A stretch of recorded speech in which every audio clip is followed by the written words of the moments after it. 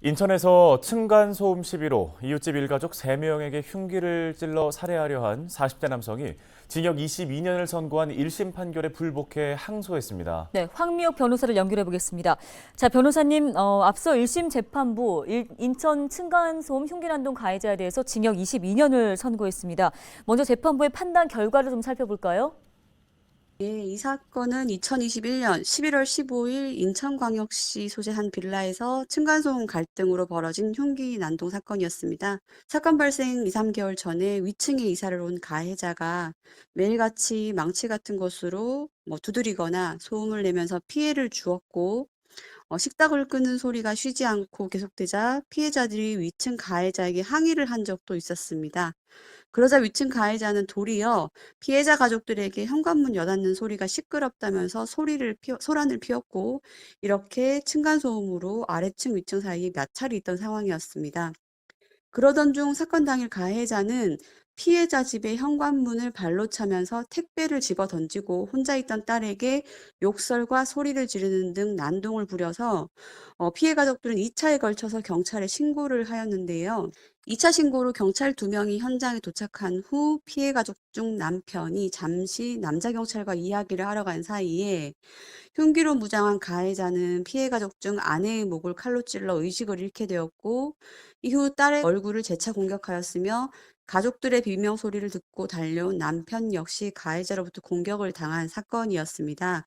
이 사건으로 가해자는 살인미수 혐의로 구속 기소되었고, 법원은 가해자에 대하여 살인미수 혐의를 유죄로 인정하여 징역 22년의 형을 선고하였습니다. 더하여 10년간 위치추적 전자장치 부착도 명하였고, 음주 제한, 피해자들에 대한 접근 금지 등 준수사항도 부과하였습니다. 네, 가해자는 1심 양형이 부당하다며 항소를 했습니다. 살인미수죄가 아니라 특수상해죄가 적용돼야 한다고 주장했는데요. 살인미수죄와 특수상해죄 기준과 함께 처벌면에서 어떤 차이가 나는지 설명 부탁드립니다.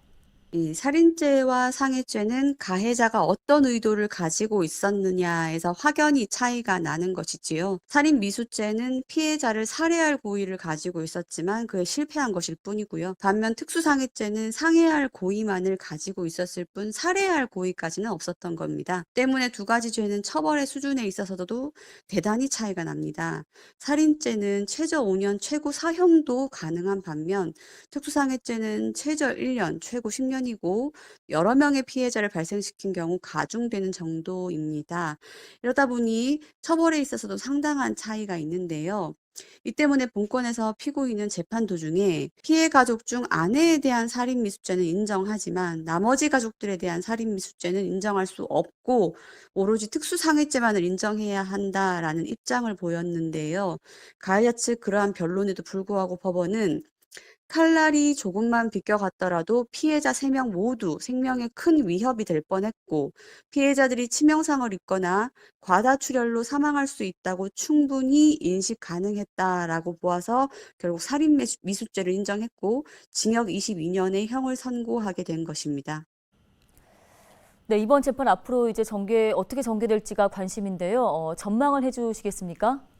1심 판결에서 징역 22년의 판결을 선고받은 피고인이 현재 1심 판결에 불복해서 2심 법원에 항소를 한 상황입니다. 더불어 검찰도 1심 판결에 대하여 항소를 하였는데요. 우선 검찰은 1심에서 징역 30년을 구형했던 만큼 피고인에 대한 형벌이 너무 낮다라는 이유로 항소를 한 것으로 보이고요. 피고인 측 항소의 이유가 아직 명확히 알려지지는 않았습니다만 우선 형벌이 과중하니 감형해달라는 이유와 함께 1심에서 받아들여지지 않았던 특수상해의 주장이 유지될 것으로 보입니다. 항소심 법원은 1심 판결에 비하여 특별한 사정의 변경이 있다면 항소 주장을 받아들이겠지만 반대로 아무런 사정의 변경이 없다면 항소를 기각하게 될 것입니다. 더불어 사건 발생 당시에 피해자들이 중한 피해를 입는 상황임에도 불구하고 현장을 이탈하였던 경찰의 직무유기 행위에 대하여도 피해 가족들은 별도의 국가배상 청구도 제기한 것으로 알고 있어서요. 민사소송도 본격적으로 흘러갈 것으로 보입니다. 네, 알겠습니다. 말씀 여기까지 듣겠습니다. 법률사무소 HY 황미옥 변호사였습니다.